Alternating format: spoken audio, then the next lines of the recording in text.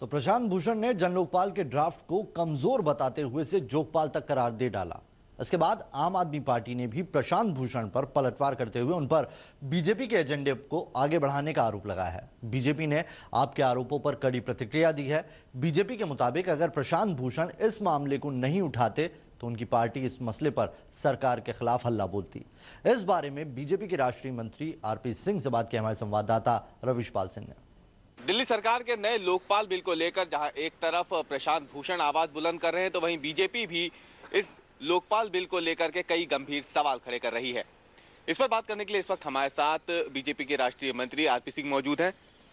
RP जी, किस तरीके से लेते हैं, अभी तक हालांकि इसको टेबल नहीं किया गया है, लेकिन जिस तरीके से बातें निकल के सामने आ रही हैं, कहा जा रहा है कि इसमें एलजी नहीं होंगे, अब इसमें इस पूरी प्रक्रिया के दौरान जो चयन प्रक्रिया होगी, कितना बड़ा एक सवाल खड़ा करता है इस नए लोकपाल बिल? पहली बात तो उसको लोकपाल कह क्यों रहे हैं? ये खुद जोगपाल कहते थे जब केंद्र बिल आया था, तो ये उस प्रकार का एक जोगपाल है। अरे ईमानदारी से अगर लोकपाल लाना चाहते तो ये पहले उस लोकपाल को लेकर, जैसे इन्होंने पहले नुक्कड़ सभाएं की थी, मोहल्ला सभा की थी, वैसे घर घर जाते, मोहल्ले मोहल्ले जाते, वहाँ आकर बातचीत करते, लोगों को सुझाव लेते, हम ये सब लाना चाहते हैं प्रधान। तो ये जो लाए हैं इसमें भी क्या ये सीरियस हैं? इसमें ये मुझे जानकारी मिली, मुझे पढ़ नहीं पाया अभी तक बिल इनका, परंतु जो जानकारी मिली है इसमें केंद्र के मंत्री, केंद्र के जो अधिकारी है उनको भी इसमें ला रहे हैं, जो कि होगा नहीं, जो कि राष्ट्रपति जी इसके रूल नहीं देंगे। फिर एक नया विवाद होगा। हाँ, एक नया विवाद होगा। हम तो चाहते हैं पर ये हो नहीं सकता भाई, उसके लिए केंद्र का लोकपाल है ना, आपकी क्या जरूरत है? परंतु क्योंकि ये तो चाहते नहीं, ये सीरियस नहीं है उसके लिए। और लोकपाल के जो गुरु थे, इनके जो लोकपाल विषय पे जो गुरु थे वो तो प्रशांत भूषण थे। आज अगर उन्होंने रिजेक्ट किया तो फिर तो इनका तो कोई लोकल स्टैंड ही बचा नहीं। इसको उसी को लेकर के भी सवाल खड़े किए। उन्होंने कहा है कि जो प्रशांत भूषण आरोप लगा रहे हैं वो बीजेपी के कहने पे आरोप लगा रहे हैं, और जो प्रेस कॉन्फ्रेंस उन्होंने की है वो एक तरीके से बीजेपी के लिए की है। वो उनके घर पे उन्होंने प्रेस कॉन्फ्रेंस करी है, मैंने आज जो देखी हो, तो वो भी कहते वो कोई वो बीजेपी के वहाँ से किया। क्या आप जैसा कि आरोप लगा रहे हैं, आम आदमी पार्टी आरोप लगा रही है कि बीजेपी की तरफ से क्योंकि पीसी की है, तो ऐसा तो नहीं कि बीजेपी आने वाले दिनों में कोई पद दे सकती है प्रशांत भूषण को? बीजेपी एक तरीके से उन्हें आगे रख करके टेस्ट कर रही है, ये आरोप उन्होंने बीजेपी पे लगाया। मैं माफ़ी चाहता हूँ, केजरीवाल साहब को इसके अलावा कुछ आता नहीं।